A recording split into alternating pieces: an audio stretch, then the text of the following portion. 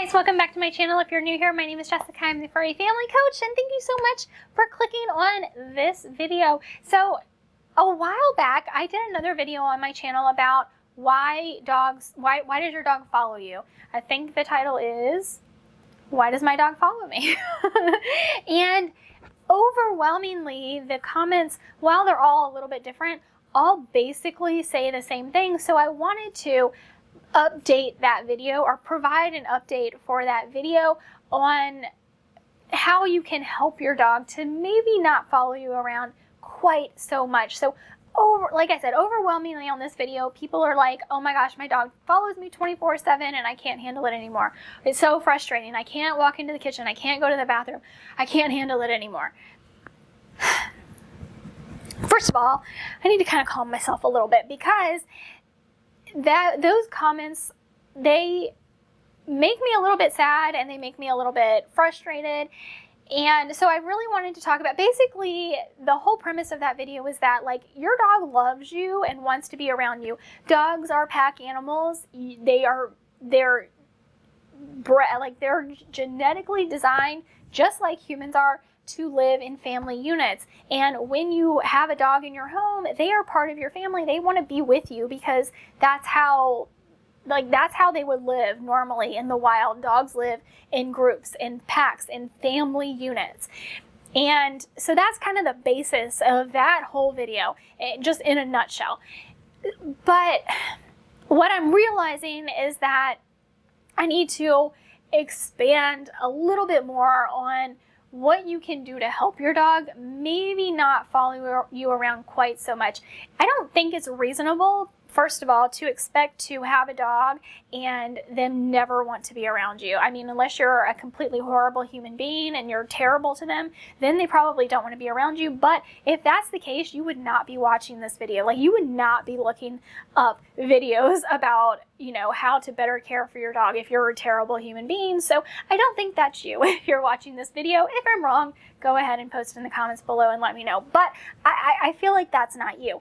So what can we do here? Like, one thing I have noticed as a trainer, as just somebody in the world who has, you know, a Facebook profile and has friends on Facebook with dogs who have dogs, and one thing I've learned is that overwhelmingly people are not prepared to socialize their dogs properly when they buy or adopt a dog, especially a young puppy. But even if you adopt an older dog, there's no guarantee that they were properly socialized, and you will need to work on that some more. Now, of course, socialization is easier and quicker when you are working with a puppy, but it can still be done in older dogs. It just takes a lot more time and patience, and that's okay.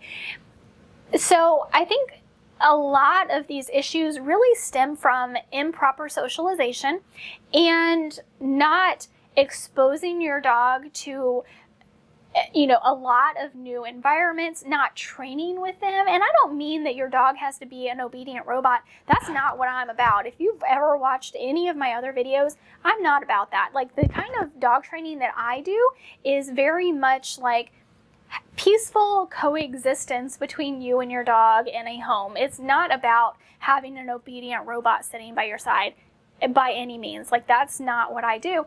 But, you know, a peaceful coexistence and helping your dog understand the behaviors that you expect in them, very much like how you would raise a child to be polite and have manners. Like, that's the kind of training that I do with dogs.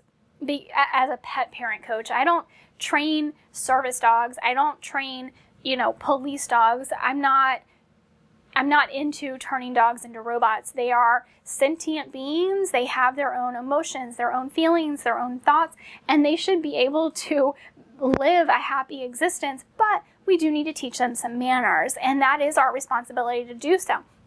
So definitely, if you clicked on this video, I want you to go through the beginner dog training series, and it's a completely free video series right here on YouTube. Check the link in the description below for the playlist. Start from the beginning, work with your dog all the way through. And one of the, I think it's the second to last video, I talk about new environments, and I kind of talk about new environments here and there, kind of sprinkled through the videos, but I expand upon it a little bit more in one of the final videos because it is so important to socialize our dogs. And one of the reasons that we do this, of course, it's because we need to be able to have our dog's attention, so, you know, in a life-saving circumstance, but also a lot of these things we're doing when we allow our dog to win, when we reward our dog and we set them up for success, we're building confidence in our dogs, and that's something that a lot of dogs are lacking.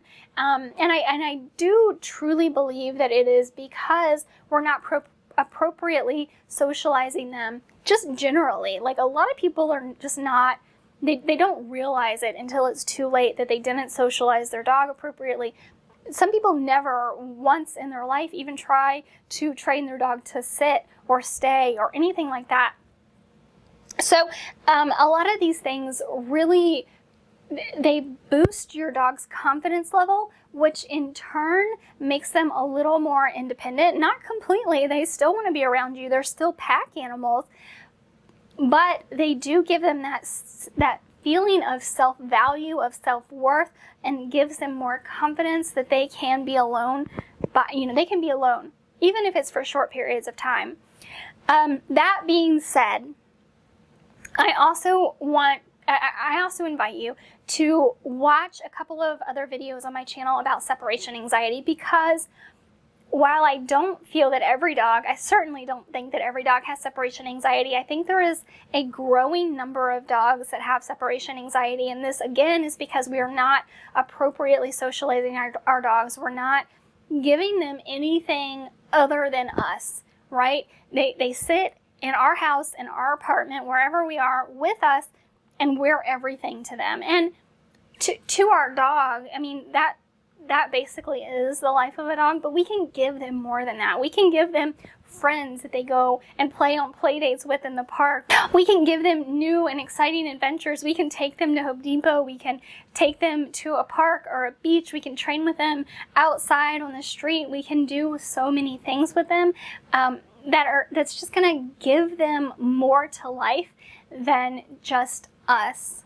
But if you are curious, if maybe your dog does have separation anxiety, check out the videos that I'm going to link in the description below. There are a couple of different videos. One, how to tell if your dog has separation anxiety, and if you do feel your dog does have separation anxiety, the next video is going to be about how you can work with your dog to overcome that separation anxiety. So if you're curious about that, if you feel like your dog may have some sort of separation anxiety, if they are self-harming, if they're trying to jump out and claw through windows or doors, you know, some of these are going to be really some of the more serious cases of separation anxiety. Check out the links in the description below to those videos.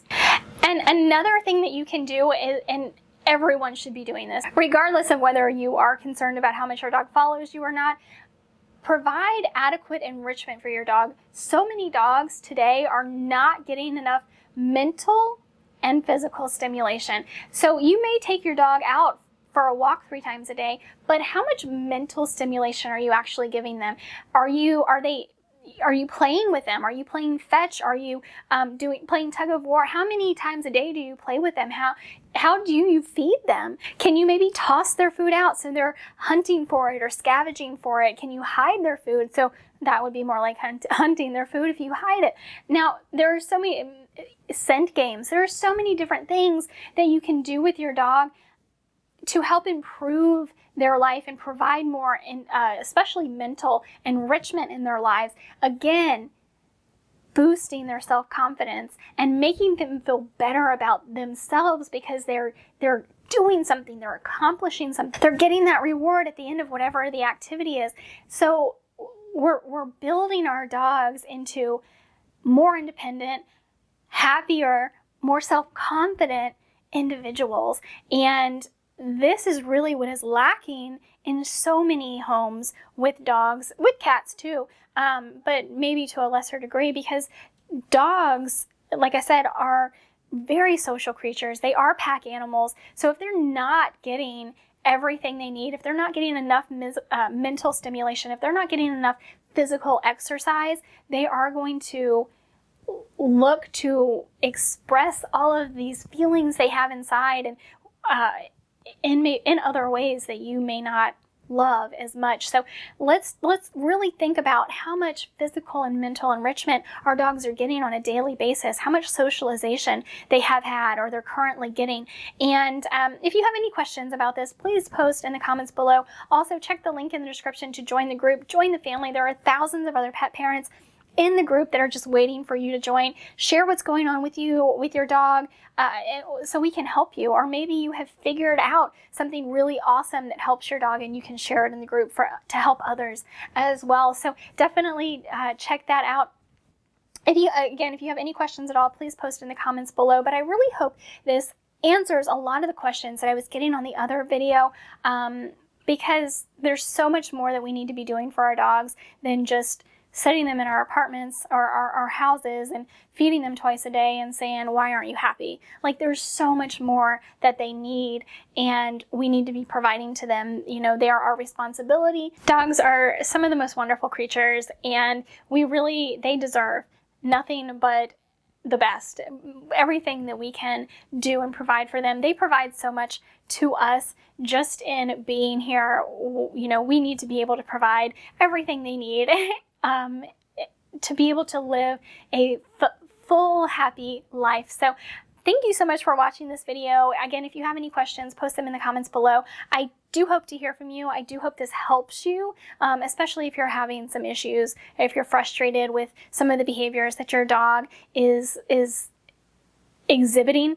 Oh, before you go, if you look right down there and that subscribe button is red, go ahead and click it, turn it gray. When you do, a bell will appear. Click the bell, select all notifications. That way YouTube can notify you every time I post a new video. Also, give this video a thumbs up. It is the best compliment that you can provide. And yeah, so I'm gonna go ahead and end this video, but before I do, there's gonna be another video popping up right about here. It's definitely gonna help build that bond between you and your dog, so I definitely recommend checking that one out next. Thank you so much for being here, and I'll see you in the next video. Hey, thanks for watching. Make sure to give this video a thumbs up and subscribe to my channel so you never miss another video.